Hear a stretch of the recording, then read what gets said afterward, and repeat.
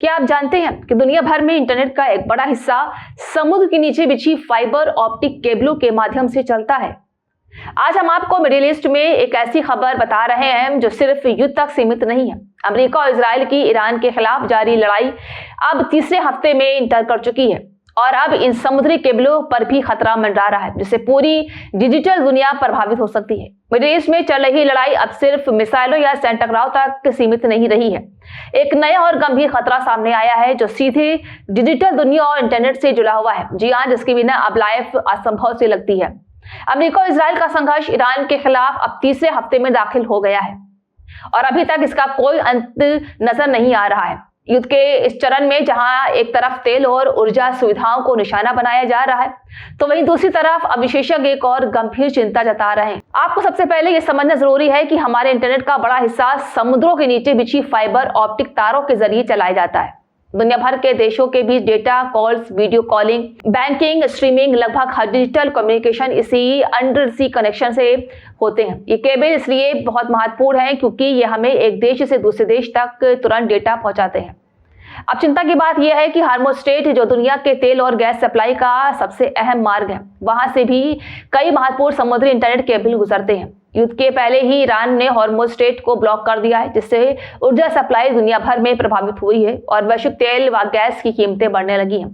लेकिन अब विशेषज्ञ कह रहे हैं कि जैसे जैसे युद्ध आगे बढ़ेगा, समुद्र के नीचे बिछी इन इंटरनेट केबलों को खतरा और हो सकता है, खासकर अगर लड़ाई तेल और ऊर्जा इंफ्रास्ट्रक्चर से आगे बढ़कर डिजिटल और संरचना तक फैलती है। जी हाँ, कई साइबर सुरक्षा विश्लेषक और तकनीकी पत्रकार इस बात पर चिंता भी जता रहे हैं कि अगर कोई देश इन केबलों को निशाना बनाता है, चाहे वो जानबूझकर हो या फिर गलती से हो, तो दुनिया भर में इंटरनेट सेवाओं में बड़े पैमाने पर व्यवधान आ सकता है। सोचिए, अगर कुछ घंटे के लिए भी इंटरनेट बंद हो जाए तो banking system, airlines, e commerce, सरकारी सेवाएं, अस्पताल, लगभग हर सिस्टम प्रभावित होंगे।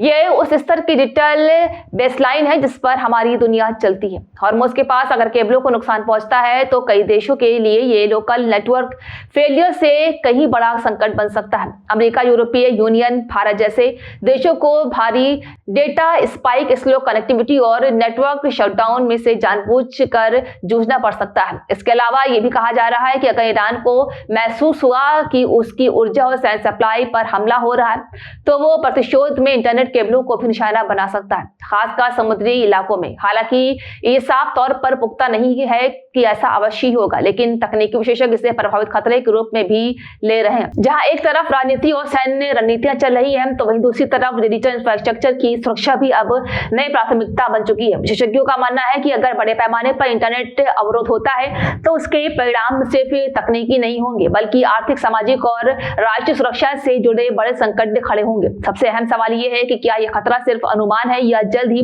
वास्तविकता बन सकता है। फिलहाल सरकारें और तकनीकी एजेंसियां इस पर नजर रखे हुए हैं और दावा कर रही हैं कि सुरक्षा तैयारियां बढ़ रही हैं, लेकिन विशेषज्ञ मानते हैं कि संकट की गंभीरता को कम करके नहीं आंका जा सकता है। तो दोस्तों, ये केवल एक सैन्य युद्ध नहीं है, बल्कि ये एक डिजिटल युद्ध भी कहानी बन चुका है, जहां सूचना और कनेक्टिविटी हमारी रोजमर्रा की दुनिया की रीढ़ है।